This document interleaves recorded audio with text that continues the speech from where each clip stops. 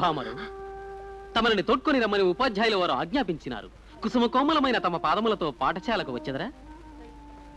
అలక అతివలకు అలంకారము కాదు, తమరే స్వయముగా విచ్చేసెదరా లేక ముత్యాల పల్లకి పంపమందురా? మహారాజా, కింకర పల్లకి ఎందులకు పట్టపుటేనుకు సిద్ధముగా ఉన్నది ప్రభు.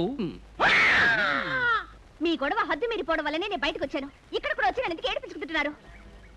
నువ్వు మాత్రం నా గురించి చెప్పచ్చా? నువ్వు తప్పు చేసా లెక్చరర్ చెప్పాను. నువ్వెవరే? నేను కూడా మీలాగే డబ్బు కట్టి చదువుతున్నాను. పాఠాలు చెప్పే టైంలో మీరంతా అలా గొడవ పెడుతుంటే అది అడగకూడదా? అడగకూడదంటే నేను నా ఇష్టం వచ్చాడు చేస్తాను తెలుసా? రేపు క్లాస్ రూమ్ కి డ్రాయర్ తో వచ్చి డిస్కో డాన్స్ చేస్తాను. నువ్వు నాకు అడ్డుపడి ఆపగలవా? బెక్క మొహం వేసుకుని మన ఊరు ఇన్స్పెక్టర్ తో కంప్లైంట్ చేస్తావు. ఆయన తలకుట్టి మొలేస్తాడేంటి?